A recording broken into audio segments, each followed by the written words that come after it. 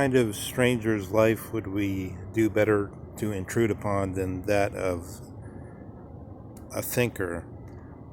I make an attempt at a phenomenology of the inner happenings of thought of Friedrich Nietzsche. Um, Nietzsche's thought strikes one as often being very forcible and so bound to the seemingly iron laws of thought. But Nietzsche's very smile, as it were, seems to belie that, as though his teeth were sticking out at us in a way that might make us indignant. The teeth amidst that smiling out of the inner turnings of his thinking. The thinking makes sense, but it's as though the irrepressible humor of Nietzsche were saying, look, I'm somehow laughing at you. And then we say, well, maybe this thought isn't serious after all. But then we notice, even if perhaps it's not exactly logical, it does meet the requirements of a thinking person, and perhaps that shows that it's something higher than mere logic. I've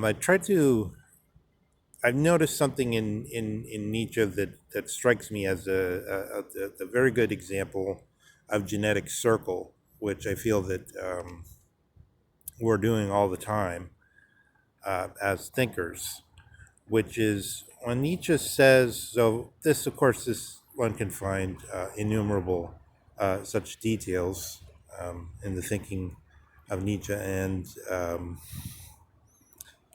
they constantly leap forth from his pages, but this is one of them.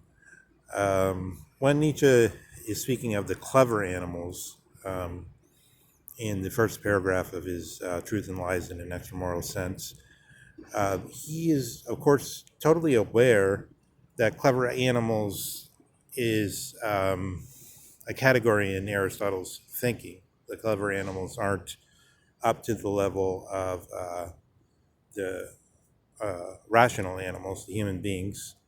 They're a lower level of cleverness. And Nietzsche says immediately these clever animals who invented knowledge, the most mendacious, possibly most mendacious moment in human history, as he says, he's fully aware that it's only from the point of the knowledge-having animals that this theory of the clever animals being lower has been put forward. But why is that not being tied part of the genetic circle? It's because you have to start with where you are. So in starting with everything that we have, he goes back and says, oh no, as it turns out, we're just this lower category of the clever animals with articulate speech that can sort of tell themselves some little things, but they can't get to this knowledge, this invention of knowledge. It undermines exactly what he's saying from within itself, but it does so in a way that's inevitable, because again, that's all we have is the thoughts as they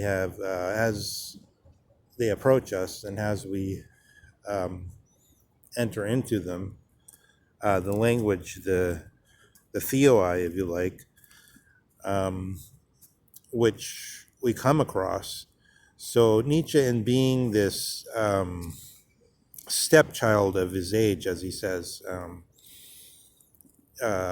as forcibly working with what's in his age, but yet uh, going up these trapping up these trucking up these steps. I don't know.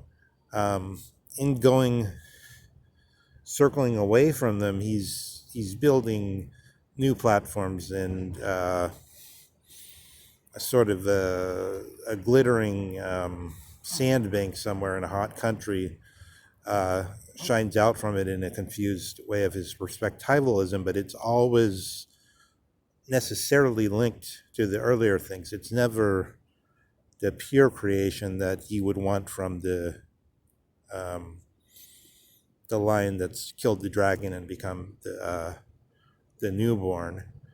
Um, so in this way, Nietzsche certainly makes a step uh, past the Hegelian idea, which was also in his mind when he's making these statements that we're all children of our age.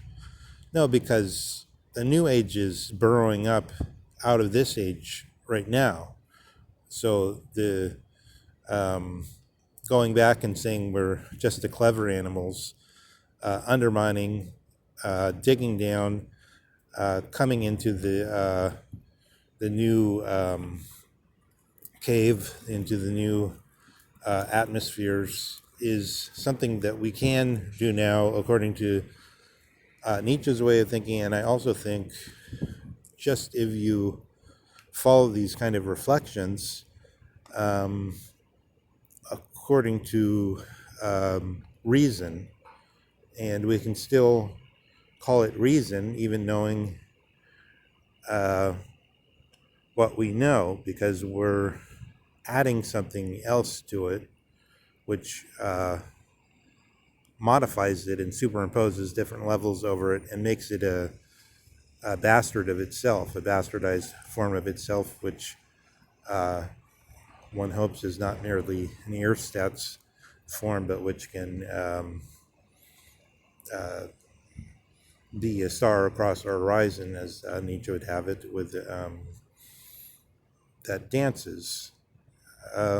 So that's just a reflection on something which is within the eyeshot of Heideggerian thought, but it's not exactly clear how this movement works with Heidegger, who seems to have got the most ultimate scope of his thinking by getting the whole of Western history to the so-called end of metaphysics, and then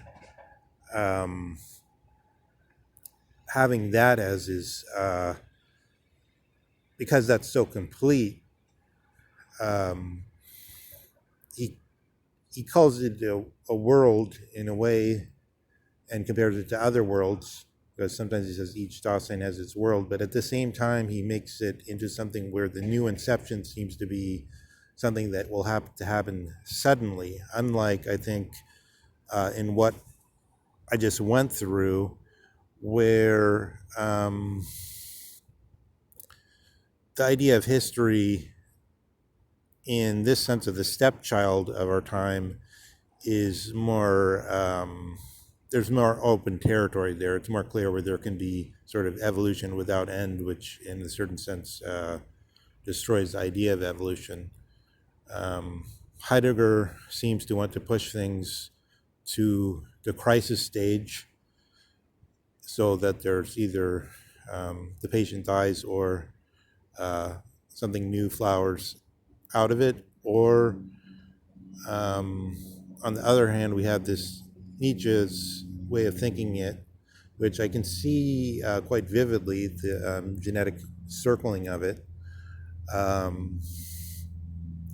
which to Heidegger is perhaps something of a horror of just the endless sort of wandering around, which the Catholics mock in Nietzsche, and which reminds of, I forget how Deleuze calls it,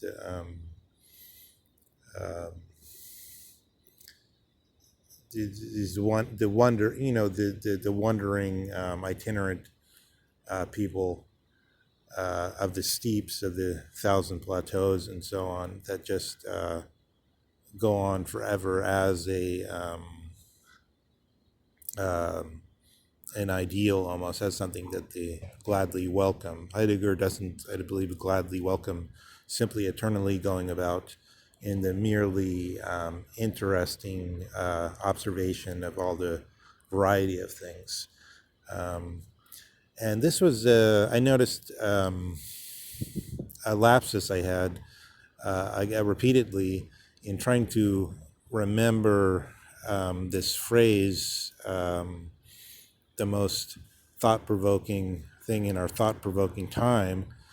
Um, I kept saying the most interesting because Heidegger greatly depreciates the interesting. He doesn't care to be interesting. He wants to be essential, and he contrasts the interesting with the essential.